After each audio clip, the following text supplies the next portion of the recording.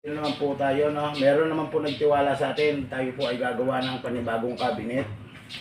At ito po yung ating cabinet. Ano, drawing na po natin. At ngayon naman po, sisimulan na po natin tabasin. Tara po, umpisahan na natin. Let's go! At siyempre po, isa muna pong intro.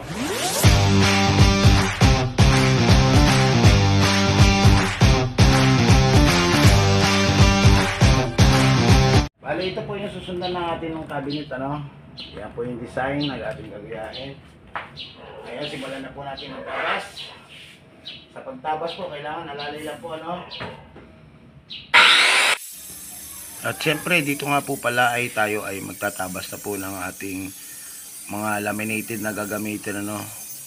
Alalay lang po tayo sa pagtatabas dahil delikado rin po at masyadong alikabok. Ayan na po, pagkatapos na po natin tabas-tabasin yung ating mga kailangan nating mga gamit na laminated, mga sukat, lalagyan na po natin ng rugby, ano. Kung mapapansin nyo po, dinagay po natin ang ating rugby sa plastic bottle para po mapabilis ang ating trabaho at hindi po ma-access sa rugby. Ganyan lang po ang ginawa natin. Ayan na nga po pala, natuyo na po yung ating rugby. Siyempre, kakalas-kalasin na po natin yan.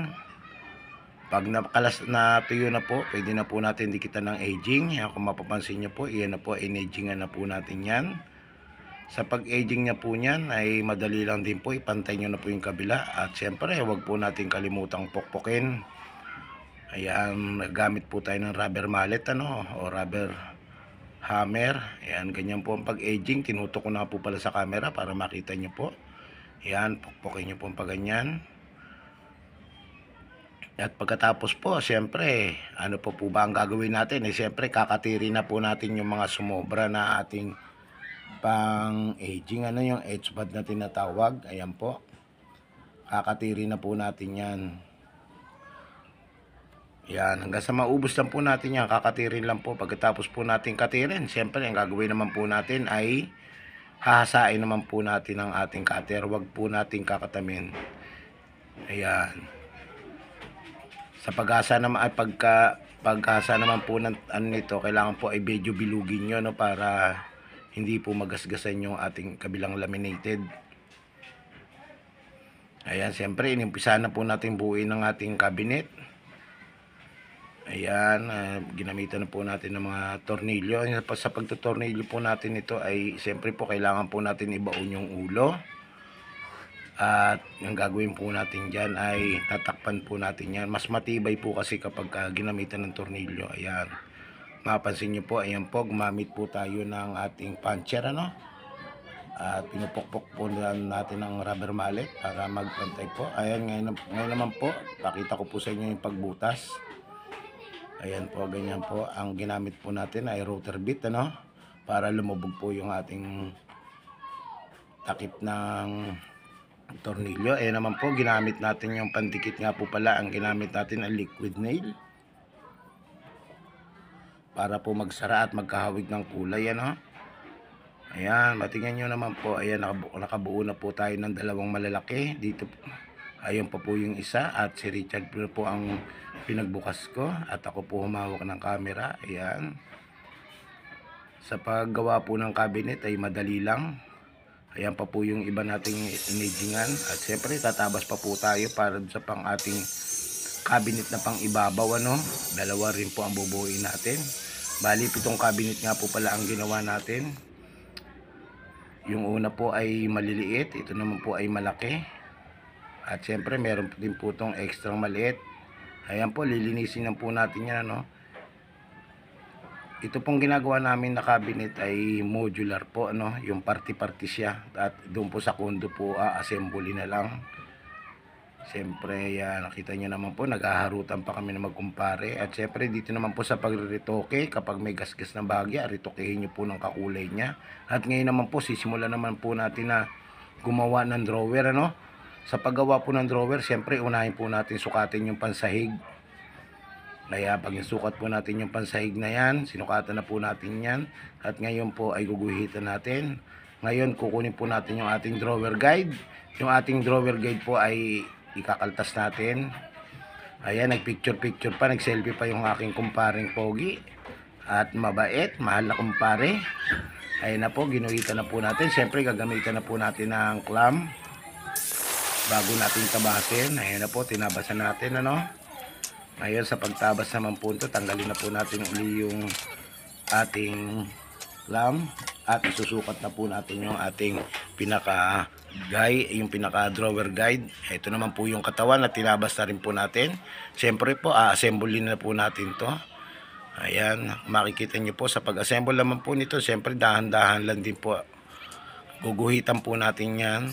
Ayan, at siyempre gagawin natin dyan ay babarinahan muna natin. At siyempre gagamitan din po natin yan ng 1/8 na bala na pangkahoy.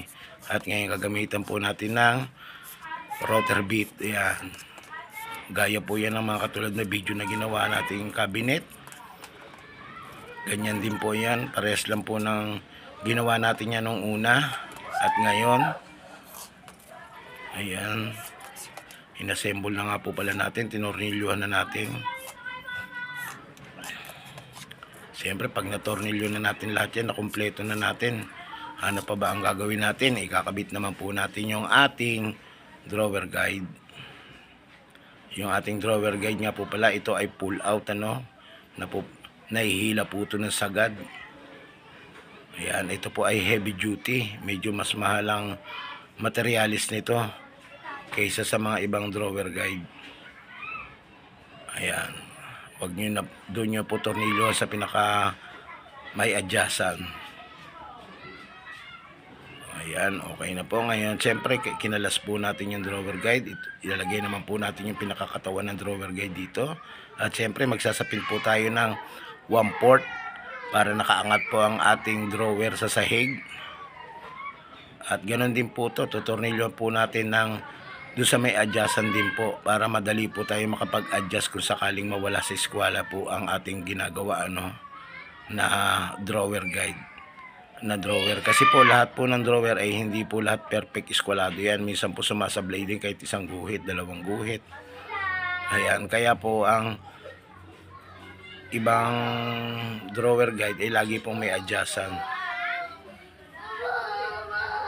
Ayan nga po pala, soft close nga po pala ang ating ginamit na drawer guide. Ngayon po, ipapasok na po natin, tetestingin na po natin.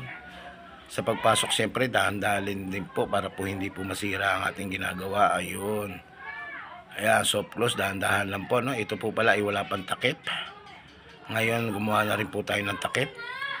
Sa paggawa naman po ng takip, siyempre, kailangan po lagyan nyo ng pandikit, ano? Para kahit di na kayo gumamit ng ating clamp. Ayan po, hindi po katulad po niyang clamp, hindi po umabot, ano? Ayan, kaya may rugby po siya. Ayun po ang ginawa ko dyan, dinikitan ko ng rugby. At ngayon, tutornilyuhan naman po natin, ano? Siyempre, kung ano po yung ginawa natin sa iba, kailangan po, ganun din po gagawin natin dyan. Ilulubog din natin yung mga ulo niya at tatakpan po natin yan. Para mas maganda po tingnan ng ating ginagawang cabinet. Ayan, sakto na po, ano? Wala po siyang hawakan. Ito naman po yung handle. Gumawa po tayo ng pattern ng handle, ano? Para bubutasan na lang po natin yan. Para yan po yung magiging pattern natin sa bawat handle na kakabitan natin. Guhit lang tayo ng guhit at butas ng butas. Mas mabilis kaysa naman po isa-isahin natin yan. Matagal po. Ganyan lang po yung mabilis na pamamaraan yan. Katulad po nito, sa sample ko sa inyo. Ayan, guhit lang po yan, no? Ayan, guhit lang po. Bubutasan mo na po yan. Kung marami nga po pala kayong kakabitan na handle, ganyan lang po ang gagawin nyo. Mag-pattern na kagad kayo ng isa. Yun na lang po yung pinaka-pattern nyo. Pantay-pantay pa lahat. Hindi po pa ulit-ulit at hindi po sasablay. Ayan, nakita nyo naman po ay kinakabit na po natin para wala pong sablay. Pare-pares lang po ang sukat ng ating handle, ano. Ito po ay may handle. Mga lahat po ng panlabas ay may handle. Ang wala lang po yung handle, ang ating drawer guide ay drawer. Yun lang po ang ating walang handle. Ayan, so close din po pala ang bisagra. Ngayon naman po, siyempre wala na po tayong ibang gagawin kung di i-deliver na po to. Dahil natapos na po tayo sa paggawa ng cabinet, dineliver na po natin. Yung nakaraan po ay nag-deliver din tayo. Natapos na natin yun, ikabit na natin yung iba. Ngayon naman po, ito naman po yung pangalawa nating assemble. At i-deliver na rin po tayo. Excuse me po. Ayan po yung aming amo. At let's go na po. Nauna na po sila. Tayo po ay sasakay na rin sa sasakyan ng ating bossing. At ito na nga po pala, nandito na kami sa kondo. Ayun, silip-silip pa yung aking kumpare, oh. Ayan, ang taas. Nakikita niya naman po ang taas. Siyempre dito po ay kami ay nagpahinga. Nagpahinga muna saglit dahil marami po yung hinahakot namin. At pagkatapos namin kumain, nagpahinga kami ng konti. Ayan, nakita niyo, nakatulog pa siya yung aking kumpare. At siyempre, let's go na po tayo. Akyat na po uli ng ibang cabinet. Ayan, akit na po uli natin. Nandito na po pala tayo sa elevator. Naisampan natin at nailabas na po natin yung ating mga cabinet. Ngayon naman po, si Parang Richard ko naman po ang maghahawak ng camera at ako naman po ang magtutulak ng kariton ng aming lagyan ng mga cabinet. Ayan, kung mapapansin nyo po, ayan. At syempre, nandito na po yung iba po na ikabit na po. Kung makikita nyo po, ayan. Naglilinis na nga po pala kami. Ito po yung nakaraan na ikinabit namin. Oh. Ngayon lang po namin binalikan. Ayan, lininis namin at kinabitan ng handle. At ito na nga po pala yung pinakamalaki na ginawa namin, an-assemble namin. At kung kayo po pala ay bago lang po sa aking YouTube channel, huwag niyo pong kalimutan mag-like and mag-share. Paki-subscribe na rin po at pakipindot ang button bell. Huwag niyo pong kalimutan na ang Facebook page at ang aking Facebook profile, Jason Akpil. Ayan, ngayon naman po, ang gagawin naman po natin, ako naman po ang magkakamera, para Richard naman po ang magbubukas ng ating cabinet. Ayan, kung makikita nyo po, ayan, oh, ito yung ating drawer. Ayan, soft close po yan, pwede pong hilahin ng sagad yan. Ayan, dahan-dahan po. Ayun po nga po palang susian, di na po natin na videohan. Ayan, kung mapapansin nyo po, iba po kulay nung nasa loob ng ating drawer dahil yun po ay kinapos na po tayo. At ito nga po pala may groove, ano? Kung mapapansin nyo, may 45, may groove. Yan, iyon po para hindi na po tayo maghawakan. Ganon din po yan, pares lang po yan. Same din po sa kabila. Ayan, hanggang dito lang po ang aking video. Maraming pong salamat. Bye-bye!